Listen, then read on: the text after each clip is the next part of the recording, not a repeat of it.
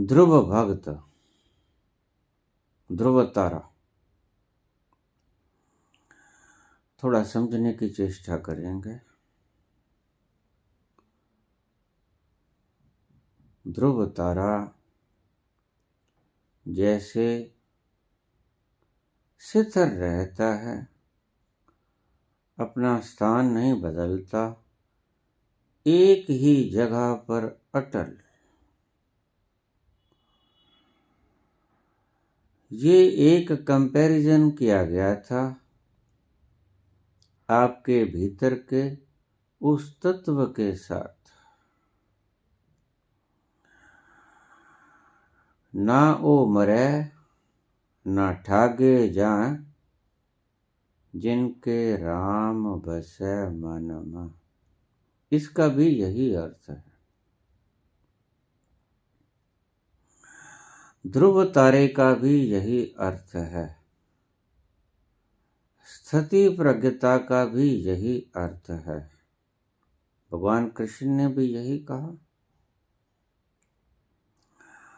ध्रुव तारे का भी यही मतलब है, नॉर्थ पोल, अटल। और ना ओ मरे न ठागे जा, जिनके राम बसे मनमा। वो अटल रहते हैं, न ठगे जाते हैं, न मरते हैं, न जलते हैं। वो ही कृष्ण भगवान की बात। नैनम छिंदन्ति शस्त्राणि, नैनम दहति पावका। ध्रुव शब्द अटल। अटल कौन है? तारा अटल नहीं। तारे का तो सिर्फ उदाहरण दिया गया है। ध्रुव की भांति अटल होना भी नहीं है तुमने। देखिए, यहां गलती मत कर लेना। ध्रुव की भांति अटल एक तत्व तुम्हारे भीतर सदा ही मौजूद रहता है, 24 घंटे, दिन भर रात, सोते जगते, स्वप्न अवस्था में, किसी भी अवस्था में आपके भीतर एक ज्योति जल रही है। ध्रुव।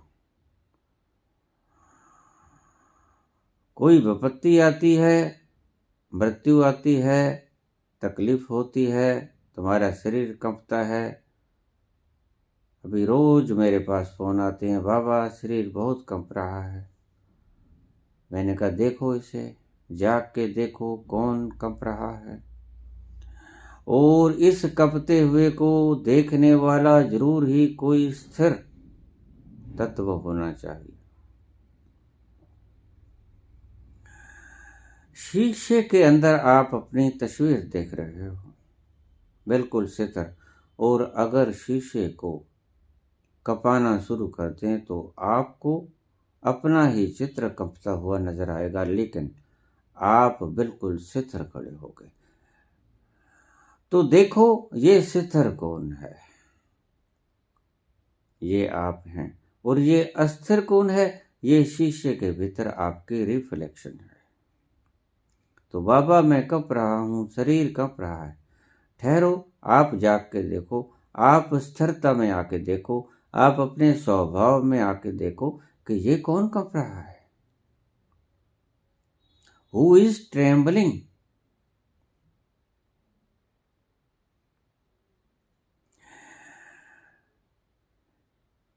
ये डर किसको लग रहा है? ये क्यों कंप रहा है? ये कौन है? और तुम इसको देखते हो कंपते हुए को। मुश्किल तब आती है जब इस कंपते हुए को के साथ आप आइडेंटिफिकेशन साध लेते हो। आप कहते हो कि मैं कंप रहा हूं। बस यहां फर्क पड़ता है। इस भेद को समाप्त करना ही संबोधि है।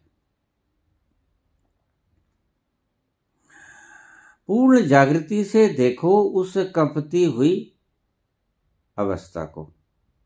शरीर कंपता है तो भी देखो, पता चल जाएगा शरीर तुम नहीं हो।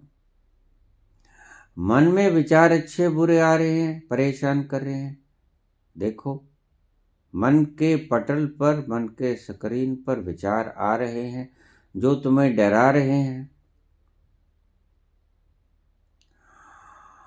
और अगर तुम स्थिर हो तभी अस्थिर चीज को देख सकते हो। इस बात को आप अपने हृदय में बसा लेना। अगर कोई चीज कंप रही है उसको वो ही तत्व देख सकेगा जो नहीं कंप रहा है।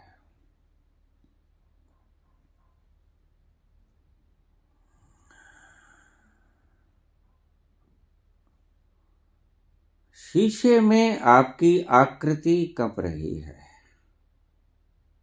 आप अपनी तरफ देखना। आप अकंप खड़े उस कंपती हुई शीशे के भीतर अपने ही रिफ्लेक्शन को देख रहे होते हो। इसका अर्थ कि जो कंप रहा है, जो डोल रहा है, उसको देखने के लिए दर्शक अडोल होना चाहिए, दर्शक निष्कंप होना चाहिए।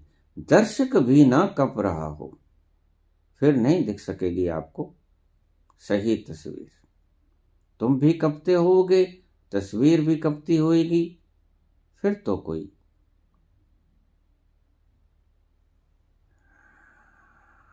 तत्व की बात आपको समझ नहीं आएगी।